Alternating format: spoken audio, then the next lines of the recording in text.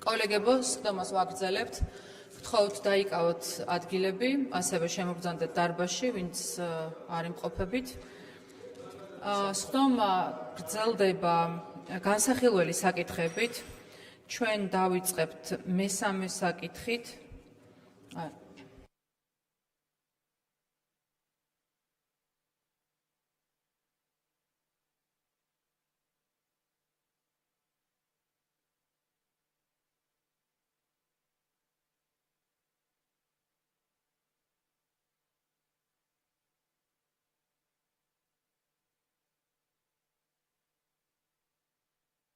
სხდომას განვაახლებთ მეხუთე საკითხის განხილვით.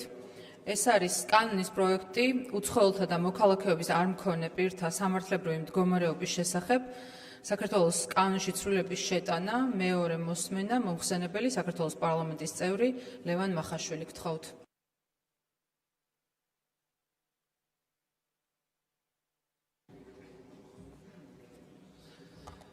მოგესალმებით კიდევ ერთხელ, მადლობა ქალბატონ თავმჯდომარე. მეორე მოსმენით წარმოგიდგენთ უცხოელთა და მოქალაქეობის არ მქონე პირთა სამართლებრივი მდგომარეობის შესახებ საქართველოს კანონში ცვლილების შეტანის თაობაზე საკანონმდებლო პაკეტს. კონკრეტულად დავიწყოთ პირველი მთავარი კანონპროექტით. წარმოდგენილი უპირველეს ყოვლისა უნდა აღვნიშნოთ, რომ პირველი მოსმენის ფარგლებში თქვენს მიერ წარმოდგენილი შენიშვნები იქნა გათვალისწინებული, შემდგომ კომიტეტის ფორმატში უფრო დეტალურად, სიღრმისეულად გადავამუშავოთ ეს საკითხები და ავსახეთ კანონპროექტში. წარმოდგენილი ცვლილებებით კანონიდან სრულად ხდება ტერმინი e-visa პორტალის, ეს ინგლისური ჩანაწერი იყო, e-visa პორტალის ამოღება, ვინაიდან როგორც წინა განხილვისაცაც ვისაუბრეთ, შეიძლება ეს დასახელება შეიცვალოს, თვიდან თვემდე ან მოვალწეს რაღაც სხვა დასახელების პროგრამა, ამ პროგრამას სხვა სახელი დაერქვას და იმის გამო, რომ ჩვენ არ მოგვიწიოს ყოველ შემთხვევაში კანონების ცვლილება, ამიტომ ამ e-visa პორტალის ნაცვლად გამოვიყენებთ ტერმინს სპეციალური ვებგვერდით. შესაბამისად, კანონის მე-6 მუხლის პირველ სეკუნდა. რადგან უკვე მუხლებზე გადახვედით, ხომ არ დავიწყოთ მუხლობრივი განხილვა, საერთო ახსნა განმარტება, რადგან მოგვახსენეთ. პირველი კანონის პროექტი, ეს არის უცხოელთა და მოქალაქეობის არ მქონე პირთა სამართლებრივი მდგომარეობის შესახებ. პირველ მუხლში გვაქვს თუ არა ცვლილება? პირველი პუნქტი? არა, ცვლილებები არ გვაქვს. მეორე პუნქტი? არა, ცვლილებები არ არის. მესამე პუნქტი? მესამეშიც არ არის. მეოთხე პუნქტი? მეოთხეშიც არ არის. მეხუთე პუნქტი? მეხუთეში არ არის. კითხვები ხომ არ გვაქვს? ამავე კანონის მეორე მუხლი? მეორე არ, მე-6 მუხლი. ხო, თქვენ არასწორი ნუმერაცია გაქვთ. მუხლი მეორე, სადაც საუბარი არის ამოქმედებაზე. როგორ?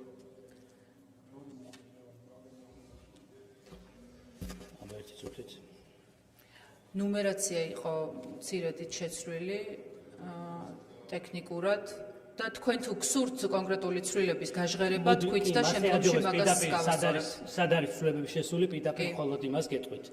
აი ამ იმის გამო, რომ e-visa პორტალი კიდევ ერთხელ ჩანაცვლდება სპეციალური ვებგვერდით, ორ მუხლში იქნება ცვლილებები განსახორციელებელი. პირველი ეს და უფრო ეს არის ტექნიკური ხასიათის ცვლილება. პირველი ეს არის ამ კანონის მე-6 მუხლის პირველ სეკუნდა პუნქტში, საიდანაც ამოვა ეს e-visa პორტალი და მის ნაცვლად სპეციალური ვებგვერდი დაიწერება და მე-5 მუხლის პირველ პუნქტსა და მე-7 პუნქტში ზუსტად ანალოგიური ცვლილებები განხორციელდება. დარჩება მხოლოდ სპეციალური ვებგვერდი. კარგით, კითხვები ხომ არ არის ამ კანონპროექტთან დაკავშირებით? გადავდივართ შემდგომ პაკეტში შემოვალ შემდგომ კავტონინო არის კიდევ რა გარკვეული ცვლილებები. კარგით, მაშინ თქვენ თვითონ ჩამოთვალეთ, რადგან ნუმერაცია არის განსხვავებული. მერვე მუხლს ემატება ახალი მე-9 პუნქტი, რომლის მიხედვითაც, როგორც წინა სესიაზე განვიხილეთ და იყო შემოთავაზება, ვიზის გაცემის შესახებ გადაწყვეტილება შესაძლებელი ხდება მიღებული იქნეს დაჩქარებული წესით, რასაც საქართველოს მთავრობის სამართლებრივი აქტი განსაზღვრავს ამ აქტის შესაბამისად. ასევე იყო შემოთავაზება წინა განხილვების დროს და ნაცვლად ვიზის გაცემაზე უარის გასაჩივრების ბლანკეტური შეზღუდვისა თავაზობთ, რომ შეზღუდვა შეეხოს ვიზის გაცემაზე მესამე მუხლის პირველი პუნქტის B, E და V ქვეპუნქტების მიზეზების შემთხვევებზე. კერძოდ, როდესაც ხდება სახელმწიფო უსაფრთხოების, საზოგადოებრივი წესრიგის და საგარეო პოლიტიკური მიზანშეწონილებიდან გამომდინარე უარის თქმა, მხოლოდ ეს ამის გასაჩივრების უფლება არ ექნება და პირს დანარჩენი გასაჩივრების უფლება დანარჩენ სხვა პუნქტებზე დარჩება. და აღნიშნული საფუძვლების არსებობის შემთხვევაში, აი ამ 3B-E და V-პუნქტების შემთხვევაში ვიზის გაცემაზე უარი, როგორც ვთქვით, არ დაექვემდებარება გასაჩივრებას. იმის გათვალისწინებით, რომ C5 კატეგორიის ვიზა ითვალისწინებს 5 წლის ვადის განმავლობაში 1 წლით ქვეყანაში შემოშვების და საქმიანობის უფლებას და იმის ფონზე, რომ ამის პარალელურად შეიძლება შეიცვალოს ბევრი რაღაცა მიგრაციული ნაკადების თვალსაზრისით, მიზანშეწონილია და ამაზეც გვქონდა საუბარი, მიზანშეწონილია, რომ აღნიშნული ვიზის შემთხვევაში დასაბუთების საჭიროების არარსებობის საფუძვლად განისაზღვროს სახელმწიფოს საიმიგრაციო პოლიტიკა. ჩვენ შეიძლება მოგვიწიოს კონკრეტული საიმიგრაციო პოლიტიკის შეცვლა, ადაპტირება, მორგება იმისთვის, რომ სავიზო პოლიტიკა იყოს უფრო ეფექტიანი, ამიტომ ამ კონკრეტული ვიზიდან გამომდინარე შეიძლება ამ საფუძვლის განხილვაც და რა თქმა უნდა ამავდროულად გთავაზობთ და ეს განვიხილეთ კიდეც კომიტეტზე, რომ აღნიშნულ საფუძველზე გაცხადებული ვარი ასევე არ დაექვემდებაროს გასაჩივრებას.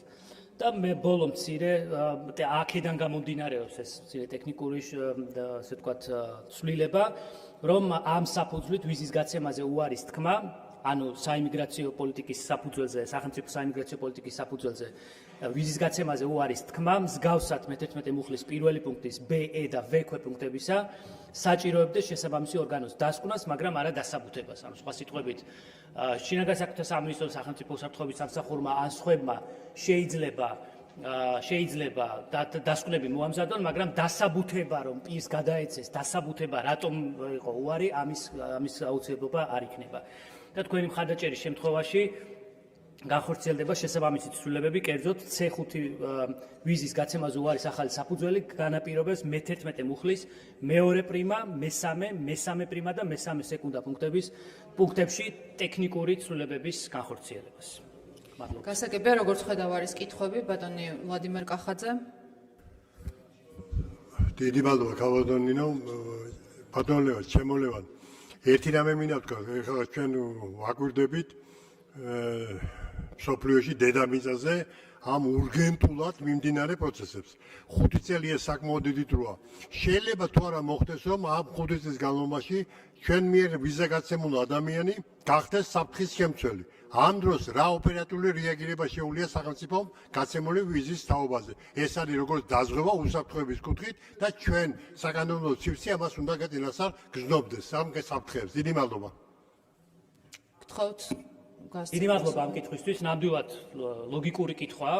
ოღონდ ეს მარტო ამ ვიზას არ ეხება, ზოგადად სავიზო პოლიტიკის ნაწილია და დღესაც ასე მოქმედებს, რომ არის ორი ძირითადი მექანიზმი. პირველი, პროაქტიულად სახელმწიფომ თუ აღმოაჩენს, რომ ნებისმიერ ადამიანზე, რომელზეც არის გაცემული ვიზა, ეს ადამიანი საფრთხეს უქმნის ქვეყანას, სხვადასხვა რისკების გათვალისწინებით, ტერორიზმიდან დაწყებული, ორგანიზებული დანაშაული, დამთავრებული თუ ასე შემდგომ, მას შეუძლია ამ ვიზის გაუქმება. გამოაცხადოს, რომ ეს ვიზა არის გაუქმებული და მას აღარ შეუძლია ამ ვიზის გამოყენება და შესაბამისად ქვეყანაში შემოსვლაც აღარ იქნება. და მეორე გააჩნია საფუძველს და ქვეყანა სახელმწიფოს ეს აწყობს თუ არ აწყობს. შეიძლება მაგალითად ტერორიზმის საფუძვლით გაუქმდეს ეს ვიზა, რომელიც არ დაექვემდებაროს დასაბუთებას. ხო, მაგრამ სხვა რაღაცებზე შეიძლება მიეწოდოს ეს ინფორმაცია. ეს ერთი და მეორე საზღვარზე თვითონ უშუალოდ სასაზღვრო სამსახურები მათ აქვთ უფლება, რომ კიდევ ერთხელ წინაზე ჩვენ ვახსენეთ, ვიზის არსებობის შემთხვევაშიც კი აქვთ უფლება, რომ განსაზღვრონ იმ კონკრეტული მომენტისთვის რისკები შეაფასონ, ესა თუ ის ადამიანი იმსახურებს თუ არა ქვეყანაში შემოსვლა სახელმწიფო უსაფრთხოების, სტაბილურობის, საზოგადოებრივი წესრიგის ბევრი ფაქტორის გათვალისწინებით და თუ არ ჩათვლიან ამას საჭიროდ, მაშინ არ შემოუშვებენ ქვეყანაში. დღეს ასეთ წესი მოქმედებს და ამ C5 კატეგორიის ვიზაზეც აბსოლუტურად იგივე წესი გავრცელდება. მადლობა, როგორც ხედავ, კითხვები არ არის. შემდეგი ამ პაკეტის შემდეგი კანონპროექტი არის საკონსულო მოსაკრებლის შესახებ საქართველოს კანონში შესატანი ცვლილებები, მუხლი პირველი არის თუ არა ცვლილება? აქ საერთოდ არ არის რაიმე არსებითი ცვლილება, მუხლი მეორე? არ არის. მადლობა. გადავდივართ პაკეტის შემდეგ კანონის პროექტზე. ეს არის საქართველოს სახელმწიფო ბაჟის შესახებ საქართველოს კანონში შესატანი ცვლილებები, პირველი მუხლი. აქაც არსებითად არაფერი იცვლება გარდა იმისა, რომ ამოდის ევიზა პორტალის ნაცვლად აქაც იქნება გამოყენებული სპეციალური ვებგვერდი, სხვა არაფერი ცვლება არ არის. მუხლი მეორე, არ არის არაფერი განსაკუთრებული. მუხლი მესამე. არ არის.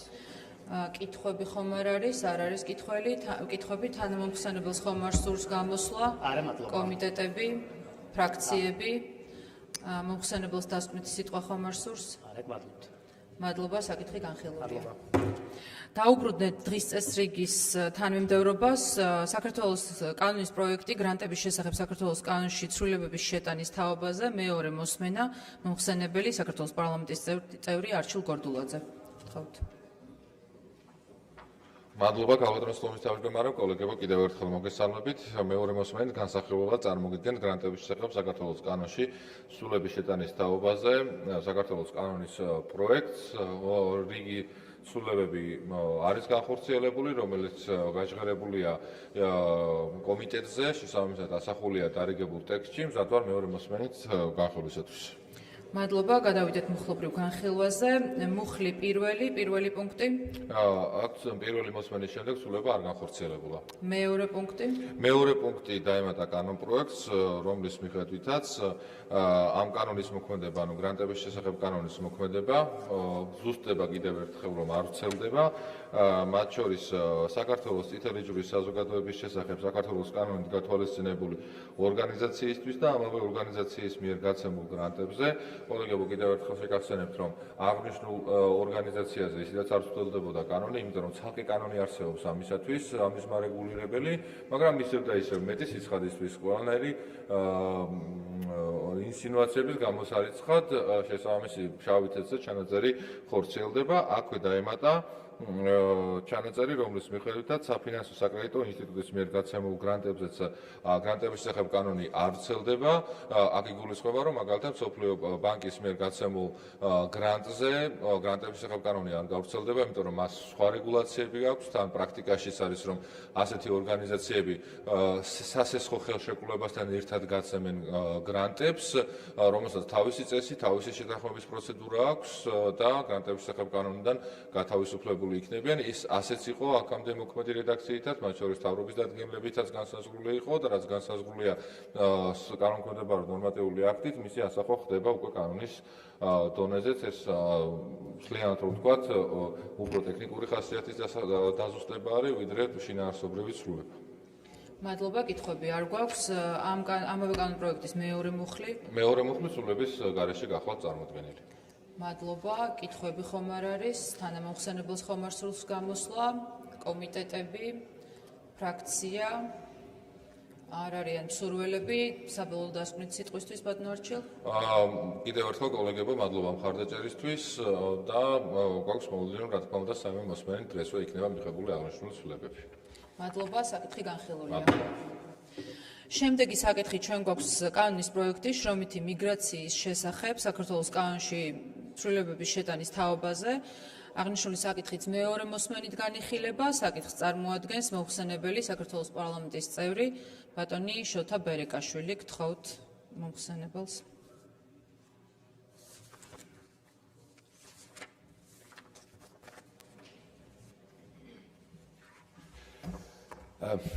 მოგესალმებით კოლეგებო, მოგესალმებით გალბატონო თავმჯდომარე. მეორე მოსმენით დაჩქარებული წესით წარმოგიდგენთ კანონ პროექტს შრომითი მიგრაციის შესახებ საქართველოს კანონში ცვლილების შეტანის თაობაზე და უცხოელთა და მოქალაქეობის არქონე პირთა სამართლებრივი მდგომარეობის შესახებ საქართველოს კანონში ცვლილების შეტანის თაობაზე. დავიწყებ პირველით მუხლობრივ განხილვაზე გადავდივართ. პირველი მუხლის პირველი პუნქტი არის თუ არა ცვლილება? პირველი მუხლის პირველ პუნქტში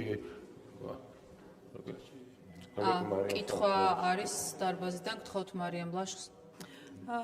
მოგესალმებით, მოგეხსენებათ აღნიშნული კანონ პროექტის განხილვის შემდეგ კომიტეტში ჩვენ გვქონდა გუნდში განხილვა იმისათვის რომ უზრუნველყოთ ჩვენი გუნდის მთავარი პრინციპი რაც არის რომ დავიცვათ ერთის მხრივ ბაზრის და ბიზნესის თავისუფლება და ნაკლები ბიუროკრატია შევქმნათ, ასევე დავიცვათ ქართველი მოსახლეობის დასაქმების შორის ბალანსი, ასევე მნიშვნელოვანი ის, რომ შრომის ბაზარზე რა საჭიროებებიც არსებობს და რაზეც დღესდღეობით არსებობს უცხოელების შემოყვანა, იმისათვის რომ განათლების სექტორსაც ჰქონდეს ამის შესახებ უკეთესად ინფორმაცია და მოხდეს ამ საჭიროებების გადატანა განათლების სისტემაში, მე გთავაზობთ პირველივე პუნქტში ცვლილების დაინიცირებას, იმისათვის რომ დისკრეცია მივცეთ ამ ნაწილში აღმასრულებელს და წაგიკითხავთ ცვლილების ნაწილს შრომით იმიგრაციის შესახებ საქართველოს კანონს მიზანშეწონილია დაემატოს ჩანაწერი, რომლითაც მთავრობას ყოველ კონკრეტულ შემთხვევაში ექნება შესაძლებლობა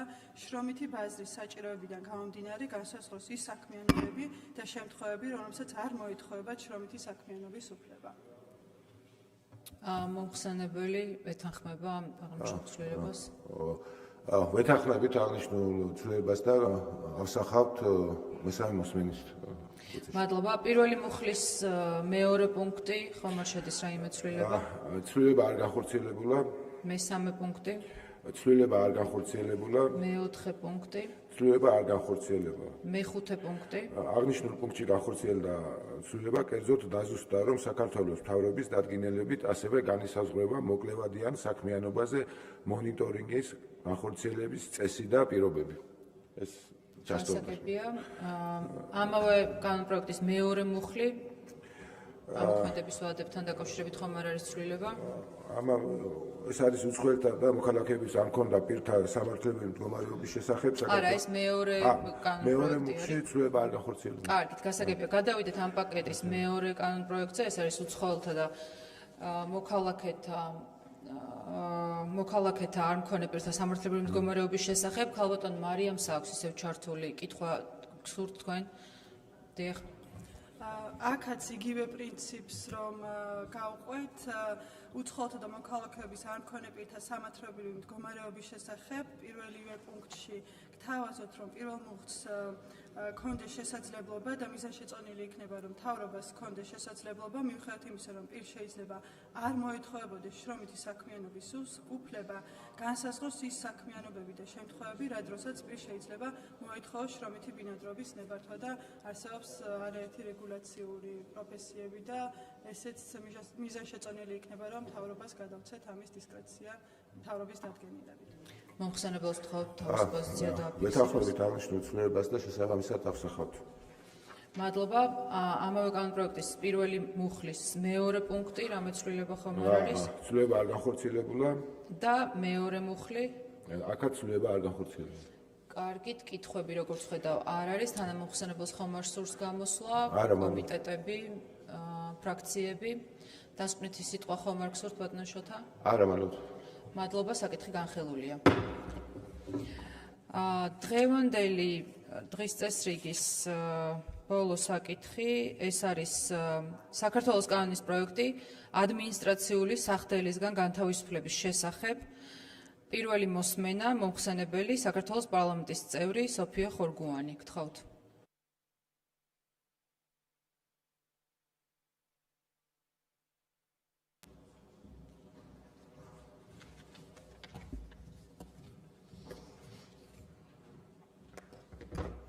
მოგესალმებით. მივესალმები საქართველოს მოქალაქეებს. დიახ, დღეს პირველი მოსმენით პოლიტიკურ ძალას გახარია საქართველოსთვის, პოლიტიკურ გუნდს. გვაქვს ინიციატივა, ამ ინიციატივას წარმოგიდგენთ.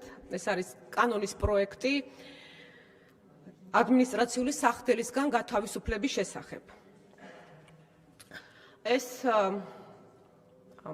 კანონპროექტი ეხება ადმინისტრაციული სახდელის, ჯარიმის ან და შესაბამისი საურავისგან გათავისუფლებას. ეს არის ერთჯერადი ხასიათის განსაკუთრებული ღონისძიება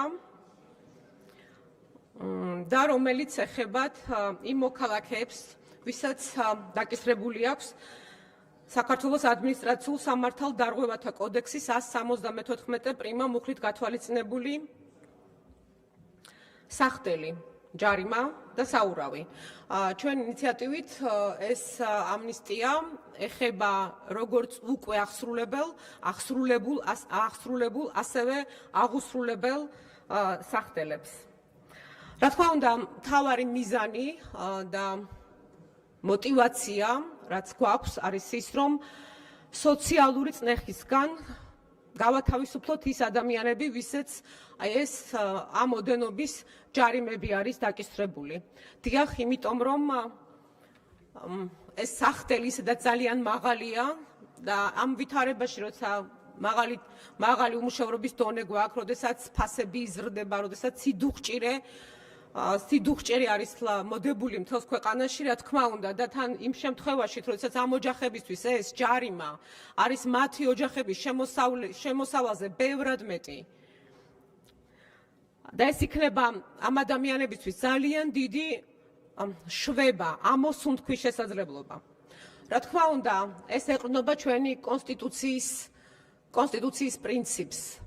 დღეს ბატონი ლევანი საუბრობდა, რომ კონსტიტუცია უკუღმა უნდა წაიკითხოთ, მუხლი უკუღმა არა, ბატონო ლევან, პატივი უნდა ვცეთ ქართულ ენას და ბოლოდან წაიკითხავ საქართველოს კონსტიტუციას თუ თავიდან, პირველი მუხლიდან თუ ბოლო მუხლიდან, ყველა მუხლი არის თანაბარი მნიშვნელობის და თანაბარი წონის.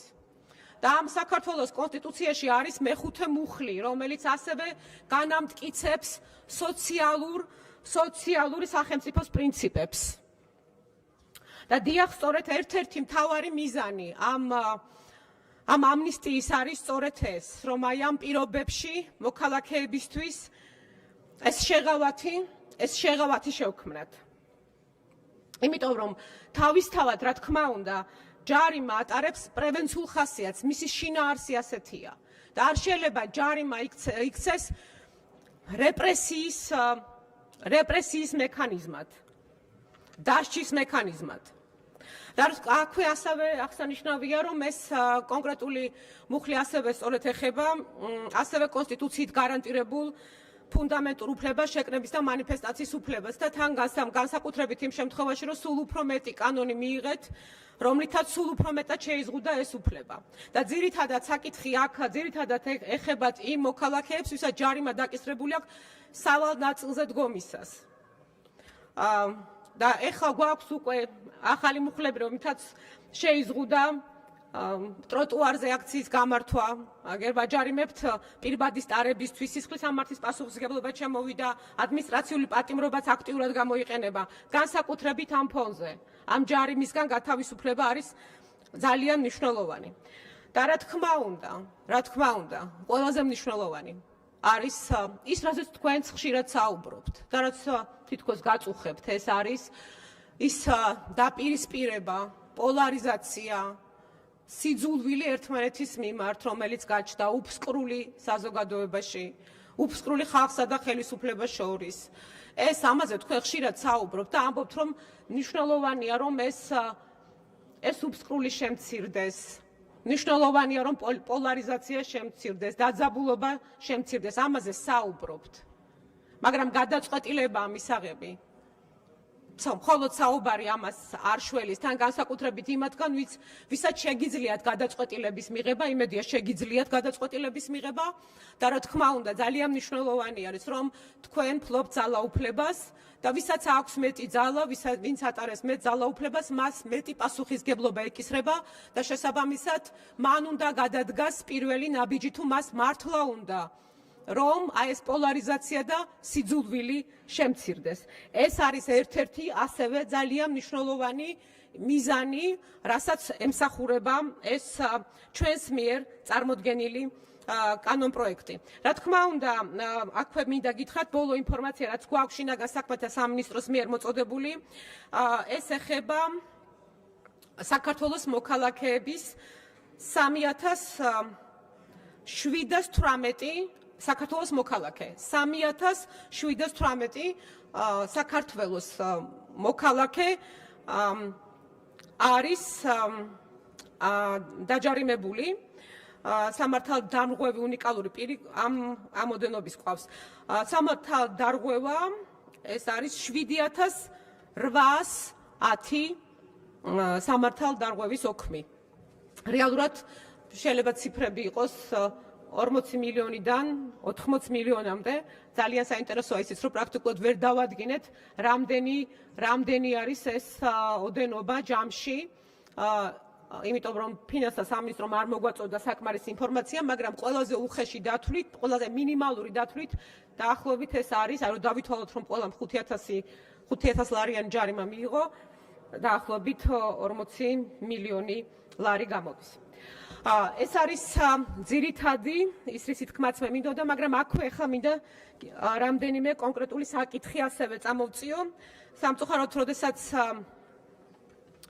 ამ კანონპროექტის განხილვა იყო იურიდიულ კომიტეტში, რამდენიმე საინტერესო საკითხი გამოიკვეთა, მაგრამ სანამ გადავალ, ამაზე მინდა განვარტო ის ტერმინები, რომელსაც გამოვიყენებ. თუ გამოვიყენე ტერმინი აქციონერი, მე ვგულისხმობ აქციის მონაწილეს და არა სააქციო საზოგადოების აქციის მფლობელს.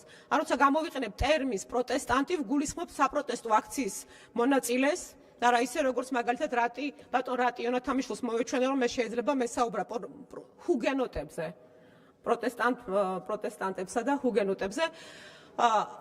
ძალიან საინტერესო, დიახ, ძალიან საინტერესო რამე არის ქვეცნობიერი. ეს ბატონ რატი იონათამიშვილს მოეჩვენა. მან თქვა რომ ჰუგენოტებზე საუბრობთო. მესმის, ძალიან საინტერესო რამე არის ქვეცნობიერი. რატომ სწორედ ჰუგენოტები გაახსენდა ბატონ რატის პროტესტანტების ხსენებისას? დიახ, ჰუგენოტებს მოუწყეს ბართლომეს ღამე. და დიახ, მაგალითად მე როცა ვიდექი იმ აქციებზე 10 დღის მანძილზე 7 ჯერ მოგვიწყეს დარბევა. შევადაროთ. დიახ, ბართლომეს ღამეებს შევადაროთ.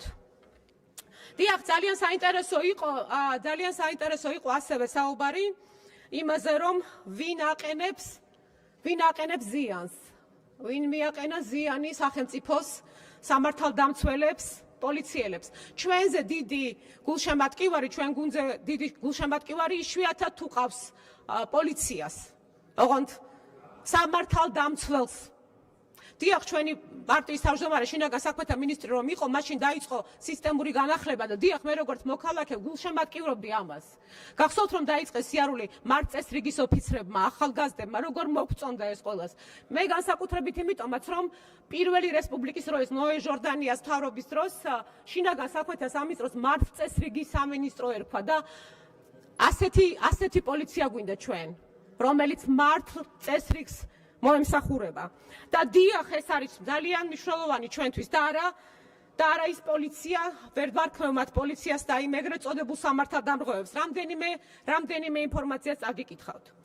როდესაც ნიღბიანებმა დაინახეს, რომ აფთიაქში ვიყავით, რამდენიმე ადამიანი შესული შემოცვივდნენ, თავიდან სიტყვიერი შეურაცხყოფა დაიწყეს, გადმოყარეს ნივთები და შემდეგ უკვე ძალადობაზე გადავიდნენ, მოვიდნენ ჩემთან და სახეში დამარტყეს რამდენჯერმე. დამაგდეს იატაკზე. ის ადამიანები, რომლებიც მე ფიზიკურად გამისწორდნენ, შავებში იყვნენ ჩაცმულები, არ უჩანდათ სახე, მხოლოდ თვალები. რამდენიმე ნაბიჯი გადავდგით თუ არა, წინ პოლიციელი შემხვდა, რომელმაც დამარტყა და დამაგდო. რამდენიმე წამში სხვა პოლიციელები ჩემს გარშემო იდგნენ და ფეხებს მირტყამდნენ. ყვიროდი არ დამარტყათ, მაინც მირტყამდნენ და გავითიშე, მე არაფერი მახსოვს. არანაირი წინააღმდეგობა არ გამიწევია. ბაგის კადრებიც არის, როგორ მიუყვები, ნაცემი კი ვარ, მაგრამ სახეზე ჯერ არანაირი დაზიანება არ მაქვს. პარლამენტის შენობას რომ გამაცილეს, ვიღაც გადმოხვდა იქედან და ცხვირში შემომცხო ხელკეტი. მე ყველა მირტყამდა, ყველა ნიღბიანი. ხელსახოცი მქონდა სისხლიანი, ისეთი სისხლიანი, სისხლით სისხლს ვიწმენდი. მინივენში ყოფნისას ტელეფონი წამართვეს. ვინც წართმეული ტელეფონი ჯიბეში ჩაიდო, ერთადერთი უნიღბო სპეცრაზმელი იყო. გადმომათრიეს. გადმოთრევისას მირტყეს ხელები და ფეხები და მერე სანამ პატრულის მანქანამდე მიმიყვანეს, რომელიც ალბათ დაახლოებით 15 მეტრში იდგა, იქამდე სულ ცემაცემით მატარეს. ვაჩვენებდი რომ აქვთ გავარ, მაგრამ არც გიყვირით, არც შეურაცხყოფას გაყენებთ, არც გემალებით, არც ქვების როლა შემიძლია და გინება. მხოლოდ ის ვიცი რომ იქ უნდა ვიდგე, იქ ყოფნა ჩემგან სწორი. ნიღბიანებმა ხელი მტაცეს და დაიწყეს ჩემი ცემა და შეურაცხყოფა. მერე გამჩხრიკეს და ნივთები ამომაცალეს და საკუთარ ჯიბეში ჩაიწყვეს გახარებულებმა, რა კარგი ტელეფონიაო, ფარანი მედო და ისიც თან წაიღო.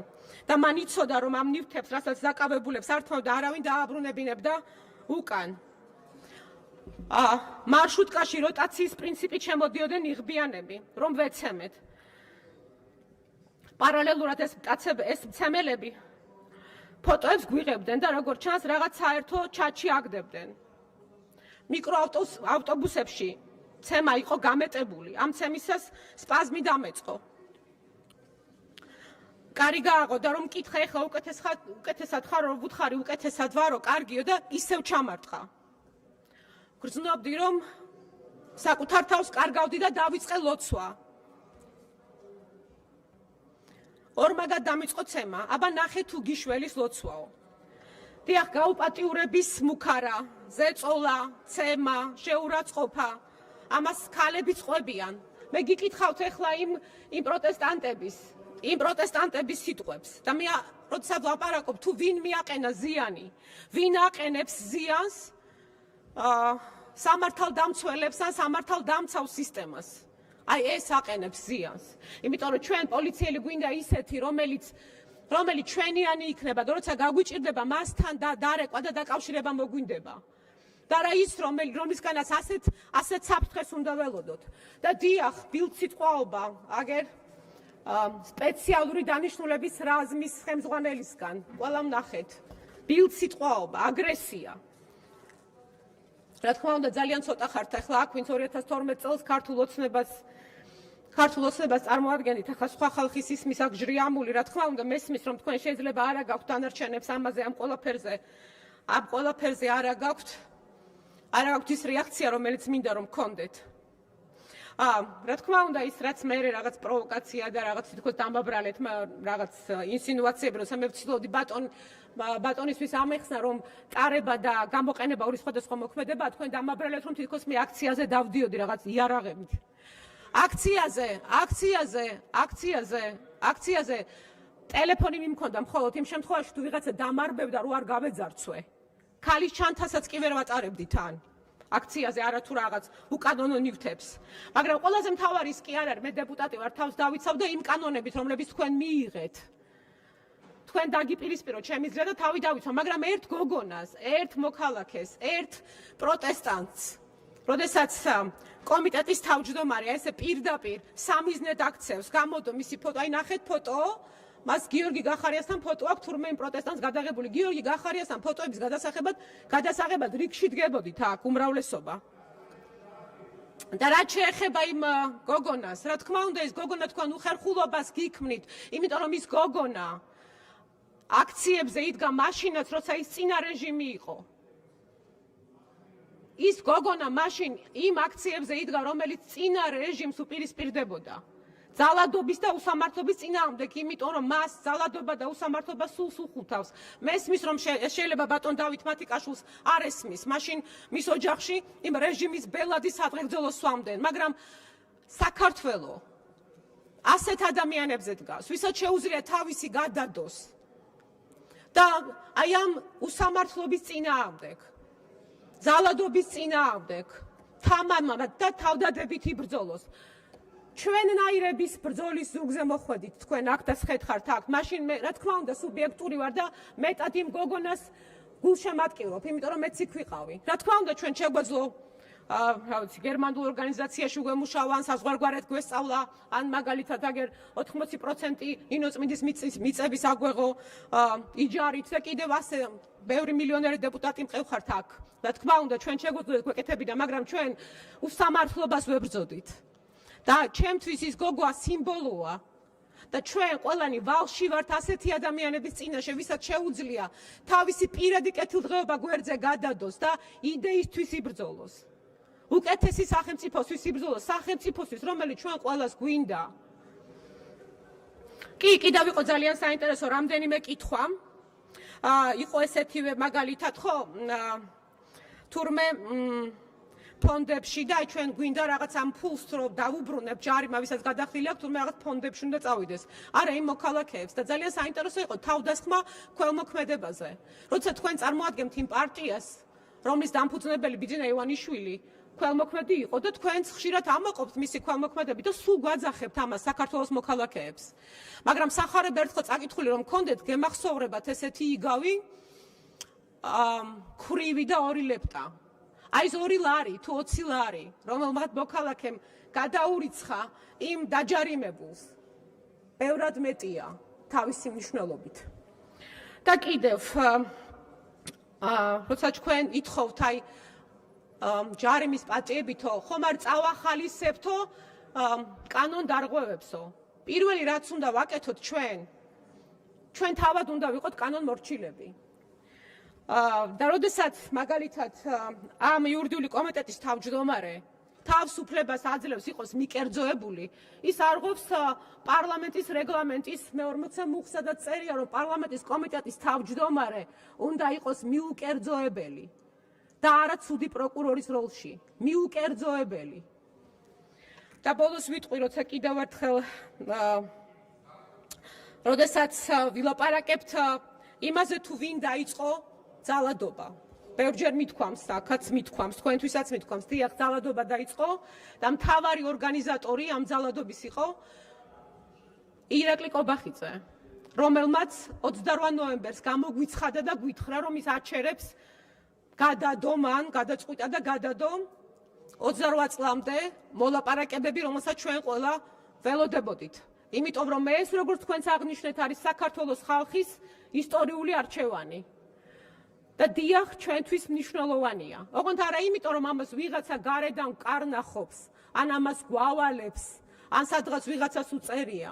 არამედ იმიტომ, რომ ჩვენი სამშობლოსთვის, ჩვენი საქართველოსთვის, თითოეული მოქალაქისთვის გვინდა სამართლიანი სახელმწიფო. სამართლიანი სახელმწიფო, ქრისტიანული სახელმწიფო. სახელმწიფო, სადაც ცენტრალური ფიგურა იქნება ადამიანი. და თქვენ და მე აქ ყველანი იქეთკენ ვიქნებით მოწადინებული, თავდადებულები, ვიშრომებთ ბევრს, რომ მოქალაქეებს, ვისაც უნდა ვემსახურებოდეთ, უკეთესი სახელმწიფო აუშენოთ. ეს არის ჩვენი მიზანი. ამიტომ გვინდა ის ევროპული ტიპის სახელმწიფოები. ევროპული ტიპის სახელმწიფო, რა თქმა უნდა, ეკონომიკაა ბატონო ლევან, მაგრამ ის ეკონომიკა 25 ოჯახზე კი არ არის გადანაწილებული. კეთილდღეობას და განვითარებულ ეკონომიკას თითოეული მოქალაქე გრძნობს.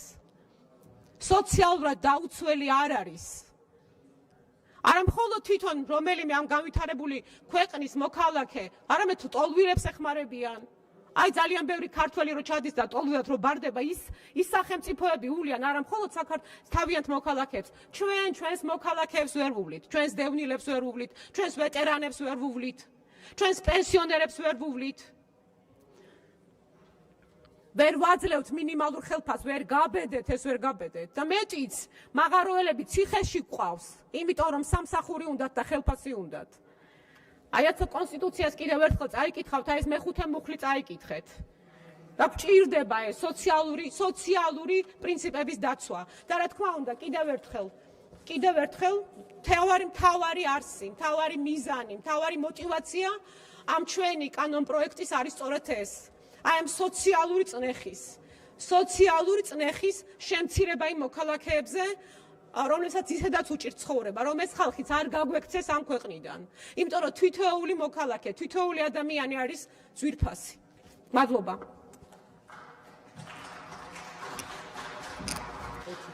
მადლობა, როგორც ხედავ, კითხვები არ არის. ქალბატონი სოფო თავად ესვამდა კითხვებს და თავად ეპასუხობდა ამ კითხვებს. თანამოხსენებელს ხო არ სურს გამოსვლა? კომიტეტები, გთხოვთ ბატონო არჩილ. ეხლა ჩაირთო, დიახ. დიახ, ჯერ კომიტეტების დროით, ბატონო არჩილ, კომიტეტების დროით გამოდიხარ თუ ფრაქციის? ფრაქციის, კარგით, გთხოვთ ფრაქციის დროით, ბატონო შავა, ტრიბუნიდან. რამდენი წუთი?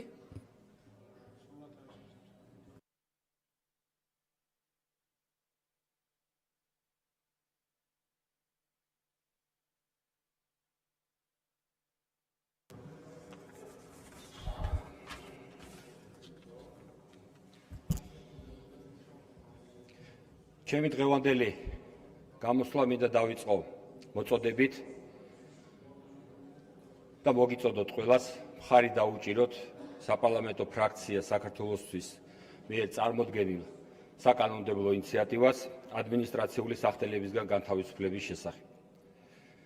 ქვეყანაში არსებული პოლარიზაციის გათვალისწინებით ჩვენს მიერ წარმოდგენილი საკანონმდებლო ინიციატივა ვფიქრობთ და ინიციატივის მხარდაჭერა იქნება წინ გადადგმული ნაბიჯი, რათა პოლიტიკური დაძაბულობა, პოლარიზაცია, რაც ქვეყანაში არსებობს, მოგვარდეს და ის ხიდჩატეხილობა, რომელიც ხელისუფლებასა და საზოგადოებას შორის არსებობს, აღმოიფხვრას.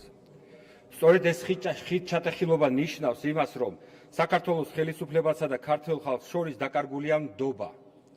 მსგავსი სახის ურთიერთმდებლობა წარმოიშვება მაშინ, როდესაც შენი საკუთარი ხალხი და საზოგადოება აღარ ენდობა შენს გადაწყვეტილებებს. უარყოფითად აფასებს სახელმწიფოს მიერ გადადგმულ ნაბიჯებს. ხელისუფლებას ატყობს ფარისევლობას. ხელისუფლება ესაუბრება მას მუქარით, დაშინებით.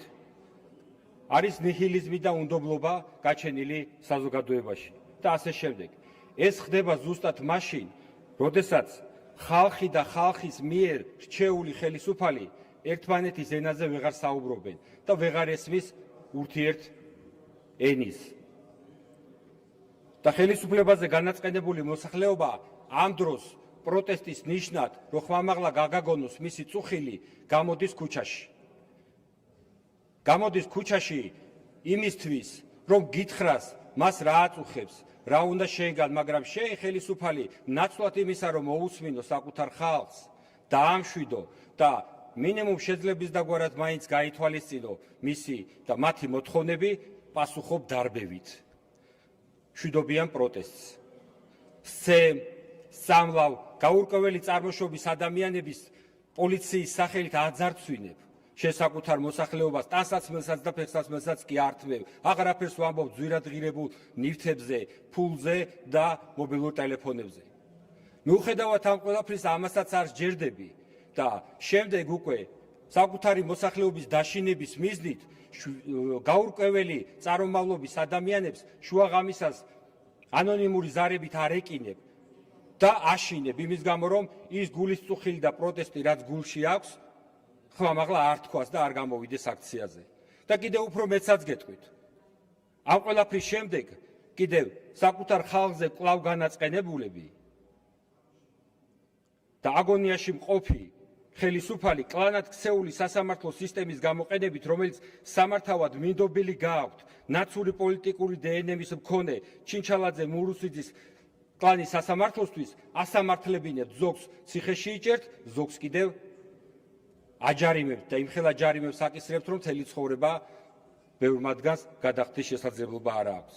აი ეს არის ზუსტად რეალობა და ის სიმართლე, რის გამოც არსებობს დღეს საქართველოში ხელისუფლებასა და საკუთარ მოსახლეობას შორის ხიდჩატეხილობა და ის უნდობლობა, რაც რეალურად გვაქვს. ხალხზე მზრუნველი ხელისუფალი ასე დროს სულ სხვაგვარად მოიქცეოდა.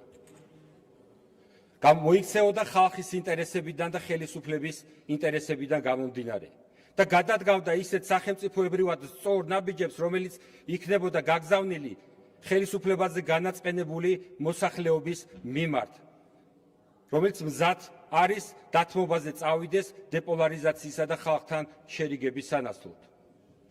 დამერწმუნეთ, ამ ნაბიჯის გადადგმის შემდეგ ამაყად გექნებათ შესაძლებლობა უფრო თამამად ისაუბროთ დეპოლარიზაციაზე, ქვეყანაში ნამდვილი მშვიდობის დამკვიდრებაზე და თამამად ისაუბროთ საკუთარ ხალხთან.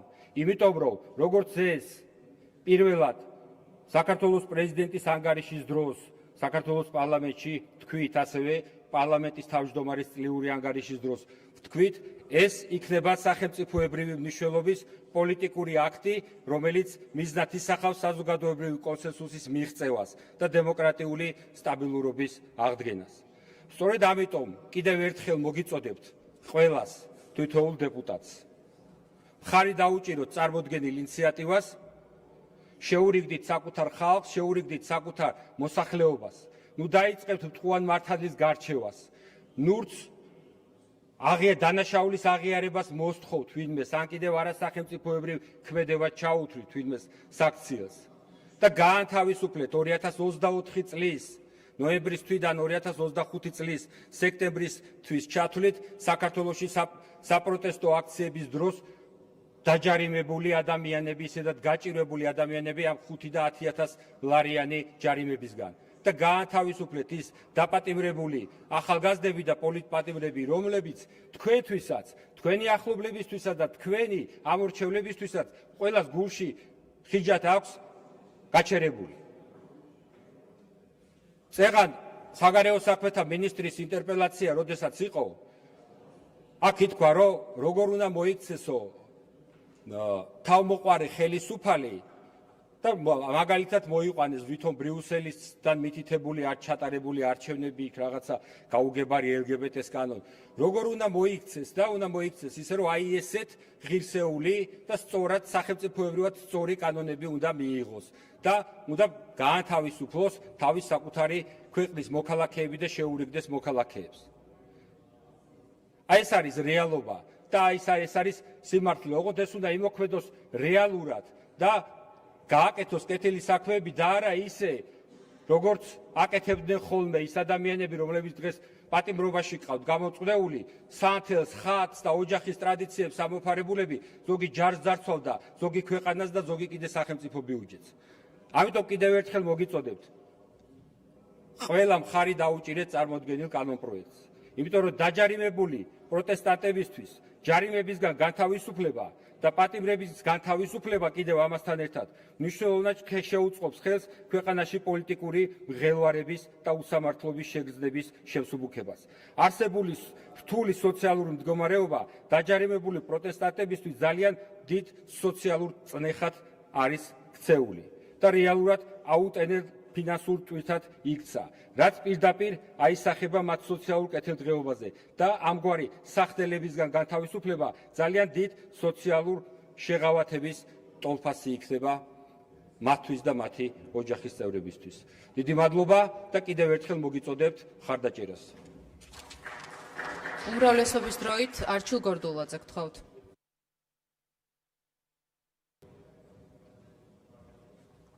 მადლობა, გალბატონოს თომის თავმჯდომარე.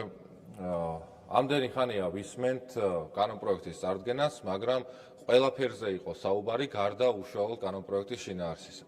აქ საუბარი იყო შრომის უფლებაზე, საუბარი იყო დასაქმებაზე, ადამიანებმა პათეტიკით ისაუბრეს სხვადასხვა საკითხზე, მაგრამ არც ერთი შინაარსი. მაგალითად, ჩვენ ვერც კომიტეტის ხდომაზე და ვერც აქ განხილვის მიმდინარეობისას ვერ გათქმევინეთ თუ რეალურად ვის ათავისუფლებთ და რა დარღვევებისთვის ათავისუფლებთ. მაგალითად, კეთილი უნდა გენებათ წესით და უნდა გეთქვათ საზოგადოებისთვისაც, რომ თქვენ ათავისუფლებთ პირებს, რომლებსაც შესაბამისი ჯარიმები გამოწერილი აქვთ პიროტექნიკის ქონისთვის შეკრება მანიფესტაციის დროს, ნიღბების ტარებისთვის შეკრება მანიფესტაციების დროს, დღეების განმავლობაში გზების გადაკეტისათვის. ჩვენ ვერც კომიტეტზე და ვერ გათქმევინეთ და ახლაც არ გითქვამთ, რეალურად აქციები იყო თუ არა ძალადობრივი.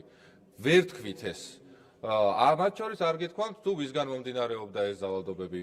მათ შორის არ გითქვამთ თქვენ, რომ აქ ადამიანები ცდილობდნენ, რომ ცოცხლად დაეწვათ სამართალდამცავი ორგანოების წარმომადგენლები. პოლიციელებთან დაკავშირებით პირიქით ისაუბრეთ შეურაცხყოფელად. კიდევ ერთხელ აქედანაც ამ ტრიბუნიდანაც მადლობას გადავუხდით თითოეულ პოლიციელს, რომელიც ჭეშმარიტად ემსახურება ჩვენს ქვეყანას და ჩვენს სამშობლოს და უზრუნველყოფს უსაფრთხოების დაცვას და მასწრების დაცვას საქართველოში. თქვენ მაგალითად კომიტეტის ხდომაზე მოიყვანეთ ერთ-ერთი ადამიანის, რომელიც პირდაპირ დაკავშირებული არის თქვენს ბელათან გახარიასთან, რომ იგი 125,000 ლარით არის დაჯარიმებულიო. და თქვენ ცდილობთ, რომ 125,000 ლარით ჩამოაწეროთ ამ კონკრეტულ პიროვნებას. კიდევ ერთხელ პირდაპირ დაკავშირებულ თქვენ გუნდთან, თქვენს ბელათან დაკავშირებულ პირთან. მოდი რეალურად ვიკითხოთ, რომ რისთვის არის ეს ადამიანი 125,000 ლარით დაჯარიმებული? ერთი დარღვევისთვის, ორისთვის, სამისთვის, 10-ისთვის, არა 10-ობით დარღვევა აქვს მაგ ჩადენილი.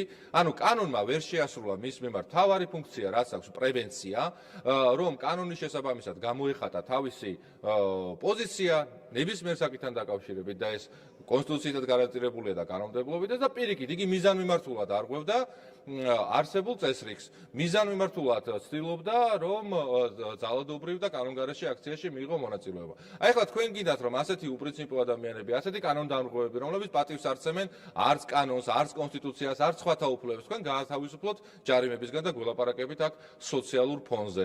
კანონმა რომ თავისი პრევენციული ფუნქცია რომ შეასრულა, მაგიტომ გახდა ჩვენი გუნდი იძულებული და საქართველოს პარლამენტმა მხარის დაუჭირა ცვლილებებს, რომლის მიხედვითაც გამკაცრდა პასუხისმგებლობები შეკრება მანიფესტაციების დროს სხვისი უფლებების დარღვევის შემთხვევებზე. თქვენ საუბრობთ, რომ თურმე ვალში ვართ იმ ადამიანებთან, რომლებიც იბრძვიან ამ ქვეყნის მომავლისთვისო. შემთხვევით ვალში ხომ არა ვართ იმ ადამიანებთან, რომლებიც პიროტექნიკას და მოლოტოვის ოქტეილებს ესროდნენ პოლიციელებს, ცდილობდნენ რომ გაანადგურეს კიდეც კერძო საკუთრებები, ცდილობდნენ დაეწვათ პარლამენტის შენობა. ამ ადამიანებთანაც ხო არა ვართ შემთხვევით ვალში. საუბრობდით, რომ ირაკლი ყობახიძე ყოფილა მოძალადეო და მოძალადე მოიკითხეთ გერმანიაში სტიპენდიადი გახარია. საუბრობდით, რომ თურმე ერთმანეთისგან ვერ ვარჩევთ გამოყენებასა და ტარებას. ქალბატონო სოფიო, თქვენ თვითონ თქვით და პროკურორობისკენ მომიწოდეთ. დიახ, რეგლამენტის წაკითხვა რომ დაიწყეთ, უკვე კარგია. ამავდროულად იმასაც ნახავდით, რომ როდესაც ერთი ადამიანი ერთ რამეზე საუბრობს და მაგალითად რო იტყვის, რომ ვატარებდი გაზის ბალონსო და მე უცებ უარყოფს, რომ არა, არ ვატარებდი გაზის ბალონს, თქვენი სიტყვები არის, ეს შემთხვევით ალბათ ისევ და ისევ გიორგი გახარიასგან გაქვთ ნასწავლი, რომელიც ქალბატონი თეატრულუკიანი, როდესაც კითხვებს უსვამდა 30 წამში ერთსა და იმავე საკითხზე ორი განსხვავებული პოზიცია დააფიქსირა. ალბათ მისგან ისწავლეთ და კი ბატონო, მაგალითი მისგან აიღეთ, რომ შეგიძლიათ ჯერ ერთი თქვათ, არც კი დაფიქრდეთ, საკუთარი სიტყვებიც კი არ გაიაზროთ და შემდეგ თუ ეს ნათქვამზე რომ მიკითხებენ, შემდეგ ეს ყველაფერი უარყოთ. ამასთანავე, ჩვენ თურმე არ ვიცით რა განსხვავება არის ტარებასა და გამოყენებას შორის. თქვენ ქალბატონო სოფიო, იცი რას ამბობთ? რომ მაგალითად ადამიანს შეუძლია, რომ ცეცხლსასროლი იარაღის კი ატაროს და ჯიბეში კონდეს და იაროს შეკრება მანიფესტაციის დროს. იაროს ქუჩაში, გადაადგილდეს თავისუფლად ცივი იარაღით, პისტოლეტით, ცეცხლსასროლი იარაღით და სანამ არ გამოიყენებს, თითქოს ეს პრობლემას არ წარმოადგენს. შემთხვევით რადიოაქტიურული ნივთიერებების ხომ არ ეტოს ჯიბეში და იმით გადაადგილდებოდეს და ამის უფლებაც ხო არ მივცეთ, იმიტომ რომ ჯერ არ გამოუყენებია და მაშინ რა პრობლემა არის? თქვენ საქართველოს პარლამენტის წევრი ბრძანდებით, თქვენ იარაღის ტარების უფლება გაქვთ. მაგრამ აბა მიბრძანდით შეკრება მანიფესტაციის დროს და გქონდეთ თან ის იარაღი, რომელიც საკუთრებაში გაქვთ. ეს დარღვევა იქნება. ჩვენს კი პარლამენტის წევრებსაც კი არა გვაქვს უფლება, რომ შეკრება მანიფესტაციის დროს იარაღი გქონდეს. და ამასთან დაკავშირებით წარსულში თქვენი თალანგუნდელი ერთ-ერთი ოთარ კახიძე რო იყო წლების წინ შეკრებაზე მისული, ამისთვის ბოდიშის მოიხადა.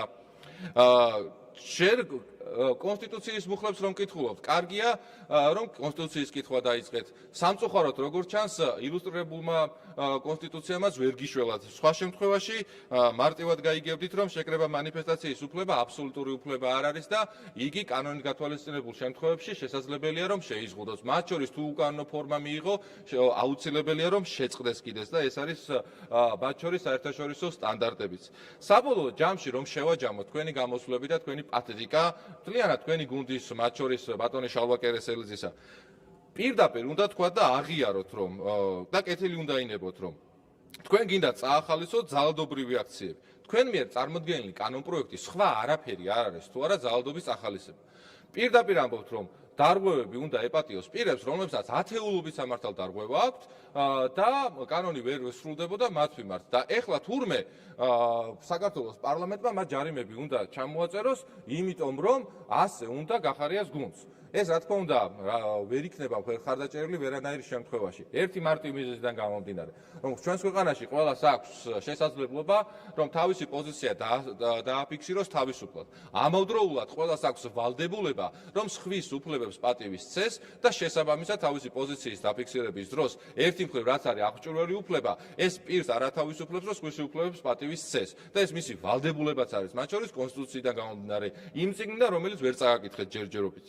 საბოლოო ჯამში კოლეგებო, რა თქმა უნდა, როდესაც ადამიანები საუბრობენ აბსოლუტურ ტყუილებს, ძნელია რომ რაიმე კონტრარგუმენტი მოიფიქრო. როდესაც ადამიანებს შეუძლიათ რომ 30 წამის განმავლობაში ერთსა და იმავე საკითხზე ორი განსხვავებული პოზიცია დააფიქსირონ, როდესაც შესაძლებელია რომ მაგალითად რაც ძალიან გეწყინათ, როგორც ჩანს რომ ჯერ რომ თქვით რომ ვატარებდიო და მე თქვენ თვითონვე გადავთქვით რომ არა, არ ვატარებდი და ძალიან საწყენი აღმოჩნდა, კი ასე არის. ხშირად მოგიწევთ ხოლმე რომ თქვენივე ნათქვამის უკან წაღება, უკან დახევა, იმიტომ რომ არ ხართ მართლები და როდესაც ადამიანი მართალი არ არის პირველ რიგში არც საკუთარ თავთან, არც საზოგადოებასთან, ყოველთვის მოგიწევთ რომ იყოს თავის მართლების რეჟიმში და ჩვენი გუნდი რა თქმა უნდა უზრუნველყოფთ რომ თქვენნაირი ძალის წარმომადგენლები აღარ იყვნენ ხელისუფლებაში არც ერთ ფორმაში, მათ შორის თქვენ თვითონვე დამართეთ ის, რაც დამართული გაქვთ, რა პროცენტიც ჰქონდათ, ეხლა საერთოდ 1.5%-ზე ვართ ჩამოსული. ასეთი ინიციატივების შემთხვევაში ეს 1.5%-იც მალე აღარ გექნებათ. მადლობა. დასკვნითი სიტყვისთვის ხომ არ უნდა მომხსენებელს გამოსვლა, გთხოვთ ქალბატონ სოფიო.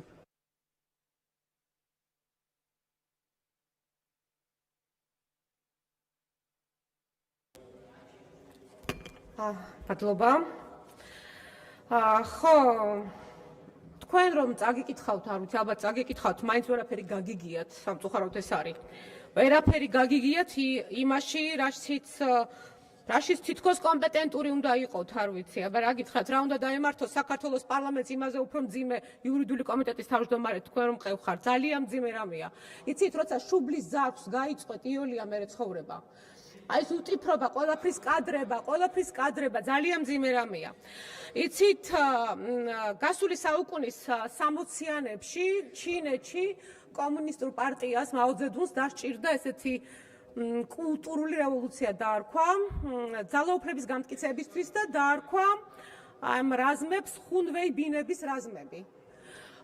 ეს ხუნვეი ბინები იყვნენ ესეთი უტიფრები, რომლებიც აი ეს ყველაფერს იკადრებდნენ, ყველაფერს აკეთებდნენ. მაგრამ საბოლოო ჯამში მე მოხდა ის, როდესაც მათ თავისი საქმე შეასრულეს, ეს ხუნვეი ბინები ზოგი დაიჭერეს, ზოგი დააპატიმრეს, ზოგი მოკლეს, მოკლედ მავრებმა თავენ საქმე გააკეთეს და მერე წავიდნენ. ამიტომ თქვენ არ მინდა რომ დაემსგავსოთ ხუნვეი ბინებს და მერე ისე დაამთავროთ, როგორც მათ დაამთავრეს ხუნვეი ბინებმა. დიახ, მე მაგალითად მომყავს საკუთარი თავი, ამას ვაკეთებ, იმიტომ რომ სხვა შემთხვევით ზიანი არ მივაყენო და თქვენ მზად ხართ ერთი ადამიანი გასრისოთ, გათელოთ. იცით, როდესაც სტრასბურგმა ჩაწერა გირგვლიანის საქმეში, რომ სახელმწიფო სხვადასხვა სისტემები შეთანხმებულად მუშაობდა, რომ ერთი ადამიანი გაესრისათ, რით განსხვავდებით ამისგან? რით, როდესაც სხვადასხვა სისტემის და სხვადასხვა ნაწილები და ჭანჭიკები შეთანხმებულად მუშაობთ, რომ ერთი ადამიანი გასრისოთ? ერთი გოგონა ამ კონკრეტულ შემთხვევაში უკვე მეორეჯერ მოიყვანეთ. პირდაპირ მიუქციეთ ახლა თქვენი ტროლები და ბოტები, სამარცხინო რამეზე ვლაპარაკობ. ხელისუფლება აფინანსებს ტროლებს და ბოტებს. იცით ესეთი ტერმინი გავრცელებული ხალხში, რასაც ესე სუსის პროვოკატორი, გაგიგიათ ალბათ. კი, ჩვენ ვიცით, რომ არის ესეთი, როცა კრიმინალურ მაგალითად კარტელებში, ტერორისტულ ორგანიზაციებში ჩანერგავენ აგენტს, რომ ინფორმაცია გამოიტანოს, მაგრამ ეს სხვა რამეა. სუსის პროვოკატორი. აი ორი სახის სუსის პროვოკატორია. ერთი, რომელიც თავად იწყებს ზალადობას, რომ მე მისცე შესაძლებლობა ხელის სახელმწიფოს რო თქვას, აი მოძალადეები იყვნენ და მეორე ტიპის, რომელიც პირდაპირ იწყებს რაღაცა პროვოცირებას და უნდა აქციის მონაწილეები წამოიკიდოს. სამარცხინოა, როცა სახელმწიფოს აქვს პრეტენზია, რომ იყოს ეროვნული, ქრისტიანული, სამართლიანი, სამართლებრივი, სუსის პროვოკატორები ყავდეს. რაც შეეხება დანაშაულებს, თუ ვინმე ჩაიდინა რაიმე ტიპის დანაშაული და სისხლის სამართლის დანაშაულზე თუ იყო ლაპარაკი აქციების დროს, პროკურატურას 53 ადამიანისთვის აქვს ბრალი წარდგენილი მათივე ინფორმაციით, სასამართლოები მიდის სამწუხაროდ, რასაც ვუყურებთ, მტკიცებულებები არ არის, მაგრამ ის რომ არ იყო საკმარისი მტკიცებულებები, არ აღმოჩნდა ეს არგუმენტი პროკურატურისთვის და ეს ყველა ადამიანი ახლა დაპატიმრებულია და პროცესები მიდის და წავა ეს საქმეები სტრასბურგში, მაგრამ ნახეთ რა ხდება. პროკურატურისთვის ძალიან მნიშვნელოვანი აღმოჩნდა მტკიცებულებები და ვერაფრით მოიპოვა. 149 პირი არის ცნობილი დაზარალებულად სამართალდამცავ პირთა მხრიდან ძალის შესაძლო გადამეტების ფაქტებთან დაკავშირებით. აქედან 16 ჟურნალისტია. და იცით, რამდენი პირია ბრალდებული? 0. 0 ადამიანისთვის აქვთ ბრალი წაყენებული. მიუხედავად იმისა, რომ 159 პირი არის დაზარალებულად ცნობილი. დიახ, როდესაც ვლაპარაკობთ ამნისტიაზე და სამართალდარღვევის საფუძველზე გამოწერილ ჯარიმაზე თუ საურავზე. და თქვენ აქ საუბრობთ, რომ აქ მონანიებაზე საუბრობთ, ან საუბრობთ თურმე ეს კიდევ წაახალისებს ამას. ჩვენი გუნდი ამნისტიას უყურებს როგორც ჰუმანურ აქტს. ცივილიზებული ქრისტიანული სამყაროსთვის დამახასიათებელ ჰუმანურ აქტს, შეწყალებას, ამნისტიას. და ჩვენ სხვათა შორის დაუჭირეთ მხარი თქვენი გუნდის მიერ წარმოდგენილ ორ ამნისტიას ჯარიმების სხვათა შორის. და საქმე ეხებოდათ მძღოლებს, რომელიც იყვნენ ნარკოტიკული და ალკოჰოლური თრობის ქვეშ. ხომ შეიძლება ჩავთვალოთ, რომ ნარკოტიკული თრობის ქვეშ მყოფი მძღოლი პოტენციური მკვლელია? ხომ შეიძლება ასეთ ჩავთვალოთ? ჩვენ ავიღეთ პასუხისგებლობა, თქვენთან ერთად გავინაწილეთ პასუხისგებლობა და ავიღეთ პასუხისგებლობა. იმიტომ რომ ჰუმანიზმი არის ის, რაც მთავარი საფუძველი უნდა იყოს თანამედროვე სახელმწიფოსი. ჯერა რომ რამდენიმეს მაინც გესმით ეს ამ დარბაზში, თუნდაც თქვენს რიგებში. და დიახ, რა თქმა უნდა, კიდევ ერთხელ მოგიწოდებთ. მოგიწოდებთ, რომ იყოთ ადამიანის მხარეს. განსაკუთრებული კვირა, ბრწყინვალე შვიდეულის კვირა და აქ ძალიან კარგი ნაბიჯი იქნება თქვენი მხრიდანაც, რომ შეძლოთ მიტევება ბრაზე, მესმის, რომ შეიძლება გაბრაზებულიყოთ იმ ხალხზე, ვისიც არ გესმით, უბრალოდ არ გესმით იმ ადამიანებს, სადაც შეუძლია ასე თავგანწირვით და თავდადებით ბრძოლა. რა თქმა უნდა, მე კიდევ ერთხელ მოგიწოდებთ, რომ აი საკუთარ თავზე მაღლა დადექით. ადამიანების მხარეს დადექით. და იქნებ ასე გამოგივიდეთ ის, რომ შევძლოთ და ერთმანეთისკენ ნაბიჯი გადავდგათ. დიახ, ამ კანონ პროექტის კანონად ქცევას თქვენი მხრიდან სჭირდება გონიერება, ადამიანურობა, პასუხისგებლობა, ქართველობა, ქრისტიანობა, თანამედროვე დემოკრატიული სახელმწიფოსთვის აუცილებელი პოლიტიკური ნება. დიახ, და ეს თუ თქვენი საუბარი, მხოლოდ საუბარი არ არის და მართლა გინდათ პოლარიზაციის დასრულება. მით უმეტეს ამ უკიდურესად შეზღუდული პოლიტიკური უფლებების ფონზე. გადადგით ეს პირველი ნაბიჯი. აჩვენეთ ხალხს, რომ თქვენ მზად ხართ ქმედითი ნაბიჯების გადადგმისთვის, რომ ხალხი გაერთიანოთ. ეს ხო სულ მცირედია, ისი გაკეთებაც დღეს შეგიძლიათ. ჩვენ ხომ ქრისტიანული სახელმწიფო ვიყავით სულ, სანამ რაღაც პერიოდი ეს დავკარგეთ, მაგრამ მაშინაც ხომ შევინარჩუნეთ ჩვენი განსაკუთრებული ეროვნული ნიშანი. ეს ძალიან მნიშვნელოვანია ჩვენი ეროვნული თვითობისთვის, ქართული იდენტობისთვის. გიყვართ ამ ეროვნულობაზე საუბარი. დააჩვენეთ ეს საქმითაც. და მინდა გითხრათ და გაგაფრთხილოთ კიდევ ერთხელ, რომ ის რაც დღეს ხდება, ეს ერის გახლეჩა, საზოგადოების დაპირისპირება, უბსკრული ხალხსა და პოლიტიკას შორის, უბსკრული ხალხსა და ხელისუფლებას შორის, მოიტანა არასწორმა პოლიტიკამ, პროპაგანდამ, ადამიანის დავიწყებამ და სამწუხაროდ ძალაუფლებით თქმობამ. მაგრამ მინდა გაგაფრთხილოთ, სანამ გადაწყვეტილებას მიიღებთ, რომ ერში სიძულვილის გაღვივება არის ის უმძიმესი ტვირთი, რომლის ტარება არ შეგიძლიათ, ვერ შეძლებთ ამ ტვირთის ტარებას და ისტორია არც ერთ მმართველს ამას არ პატიობდა. თქვენ გიყვართ ხშირად ხსენება ამის თქმა, რომ ჩვენი თავი ჩვენადვე გვეყუდნოდესო. და ეს იცით რას ნიშნავს?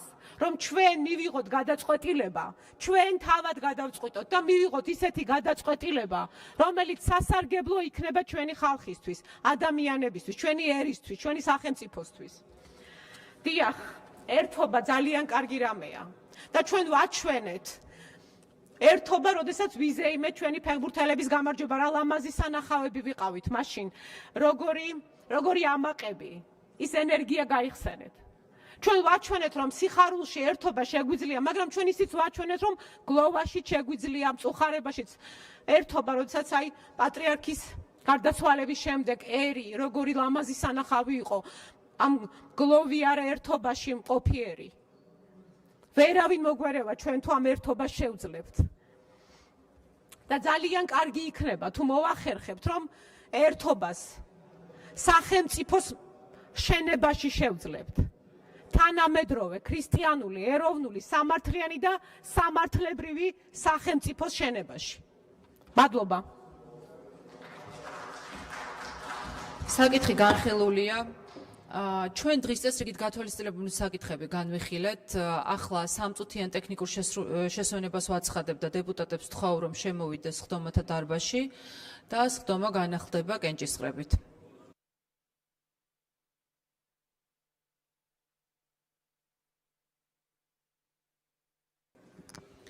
კოლეგებო, მოვემზადოთ, ვიწყებთ კენჭისყრებს. უპირველეს ყოვლისა, გთხოვთ გაიაროთ რეგისტრაცია.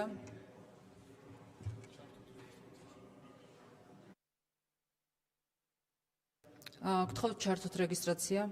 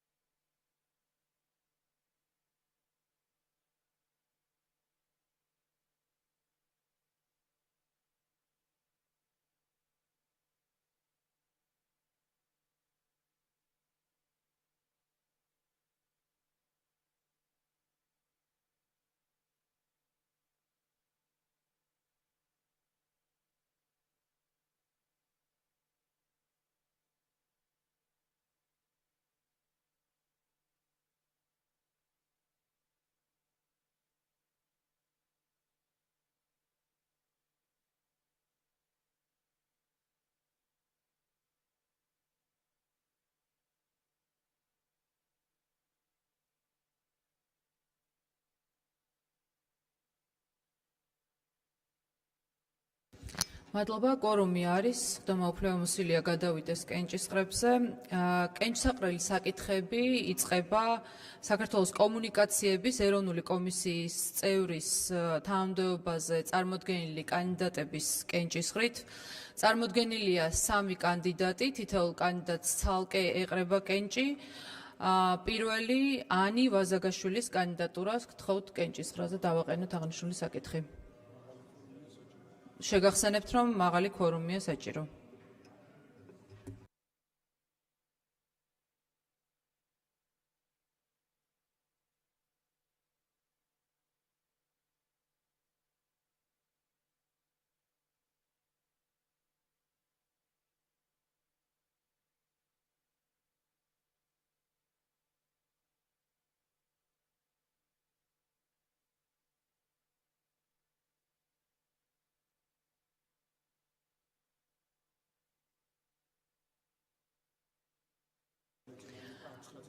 ოთხმოცი მომხრე 0 წინააღმდეგი. გადავდივართ მეორე კანდიდატის კენჭისყრაზე, ეს არის გიორგი ელისაშვილი. გთხოვთ ჩართოთ კენჭისყრის რეჟიმი.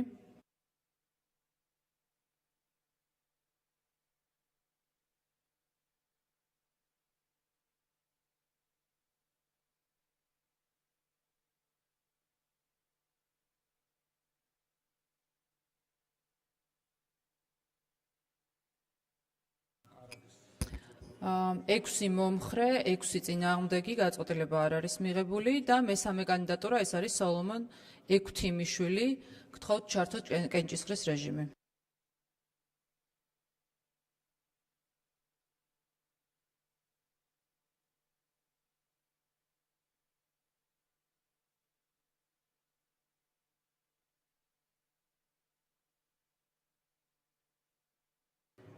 სამი მომხრე 5 წინააღმდეგი, საკითხი არ არის გადაწყვეტილი. როგორც ხედავთ, 80 ხმით საქართველოს კომუნიკაციების ეროვნული კომისიის წევრად არჩეული იქნა ანი ვაზაგაშვილი. გადავდივართ კენჭისყრის შემდგომ საკითხებზე. კენჭი ეყრება საქართველოს კანონის პროექტს გრანტების შესახებ საქართველოს კანონში ცვლილებების შეტანის თაობაზე მეორე მოსმენით. გთხოვთ ჩართოთ კენჭისყრის რეჟიმი.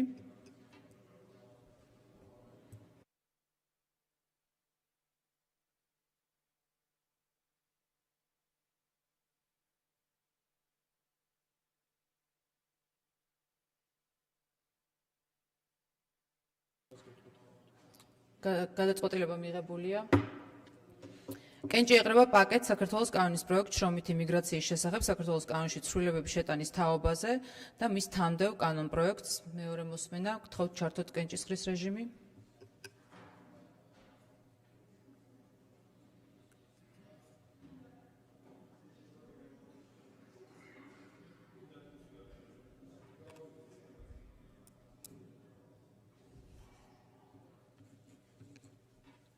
საკითხი გადაწყვეტილია. კენჭი ეყრება პაკეტს საქართველოს კანონის პროექტს უცხოელთა და მოქალაქეობის არ მქონე პირთა სამართლებრივი მდგომარეობის შესახებ საქართველოს კანონში ცვლილების შეტანის თაობაზე და მის თანმდევ კანონ პროექტებს გთხოვთ ჩართოთ კენჭისყრის რეჟიმი.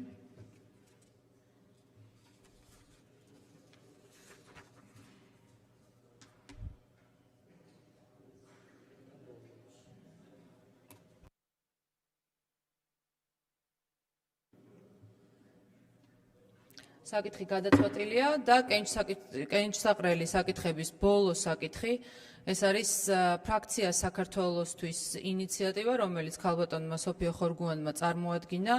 ეს არის საქართველოს კანონის პროექტი ადმინისტრაციული სახდელისგან განთავისუფლების შესახებ. პირველი მოსმენით. გთხოვთ ჩართოთ კენჭისყრის რეჟიმი.